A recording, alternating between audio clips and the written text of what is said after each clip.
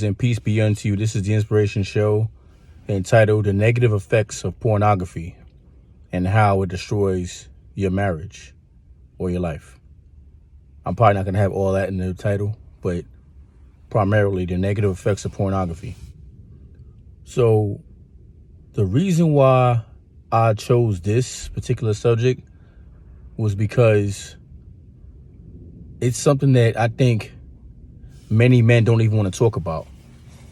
Oh, of course, we're going to talk about how many women we slept with, what ladies got, the best body, physique, whatever, how her body's looking, how her body looking right or whatever like that.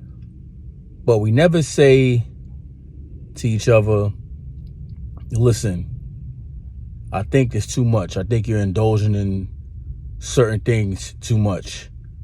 Or you got this thing literally occupying your life.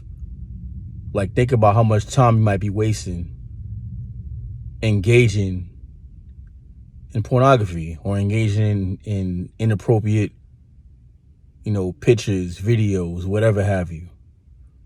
And I'm not telling you as someone who is innocent to this or who's never done these things.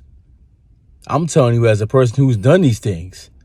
So that way, hopefully, I can curve you from doing such things, because it really ain't good. There's nothing good about it. There's nothing great about it. It is not fortifying your life in any sort of way. So with that said, the main way to overcome anything negative, of course, is through prayer, through seeking God for your help. And maybe even some religious figures, clergymen, if that's the route you want to go. But primarily, you seek God first for these things, and you won't have to go to anybody else. And I say that because you can't trust everybody. You can't trust a lot of folk. And certain things may be, very sketchy to talk to with just anyone. I wouldn't just talk to anybody about everything like that. I mean, you have an issue with something like that, that's not something I would say you want to talk to just anybody about. But if you go to God in prayer about it, then it's pretty much between you and him. And the prayer that you pretty much would do, I can't tell you what to say verbatim, but more than less, you want to repent and you want to be genuine about your feelings, because God knows your heart. He knows your feelings, of course. So you can't hide it nonetheless. So be open, be honest. And if you really want that stuff lifted up off of you, it'll happen. It'll definitely happen. But if you're not genuine about it, if you're not real about it, you're playing around, don't expect any much to happen. Because I'm going to tell you, dealing with pornography it's not a physical thing. It might be a physical thing, and maybe the act of what you may do in regards to it. But it's really a spiritual thing. And it's not a spiritual thing in a good sense. Because, like I said, it takes away from so many other things. It could be poisoning your marriage. It could be poisoning your relationships. It could be poisoning your entire life, because if you're spending any time doing that stuff more than focusing on other things that could be fortifying your life, then it's definitely a problem. And if you could, it would be best to not practice it at all. Now, I know it's a lot to say if you're somebody who's single, or, you don't have a woman anyway. Well, I look at it like, imagine being in a relationship, right? And you're still practicing these things. And then now, female catches you in the act doing this. what do you expect her reaction is going to be when she catches you in the act of something like that? Now I'm saying the act, I'm meaning pleasuring yourself, basically. Imagine she walks in, sees pornography on, and you're pleasuring yourself. Now, some of you may think, oh, it's going to turn her on.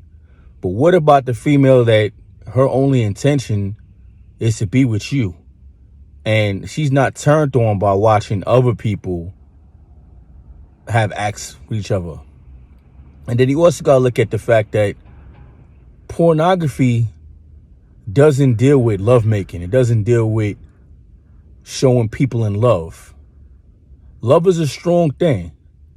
And love is manipulated through pornography because it just pretty much just shows the action. It does show what leads up to it, but let's be honest. Who's ever watched a porn and said, hey, I want to watch the dialogue. I want to listen to the dialogue. I want to look at what leads up to the act of sex. Probably no one. So yeah, you're skipping right to the actual act of sex. But on top of that, when the sex does happen, there's no love involved. Think about how they're having sex and how the sex is acted out. There's no love in it at all. Because best believe, if you did all those crazy things you've seen in the porn to your wife, your partner, significant other, she's not having it. She's not. And if she does, well, that's something else. But if there's no love, women can sense things. And if you're not emitting love from your heart during sex, she's going to smell it a mile away. Just like a lion smelling the deer's blood. She's going to know. She's going to know that you're just there for the act. You're just there for sex. You're not there for nothing else.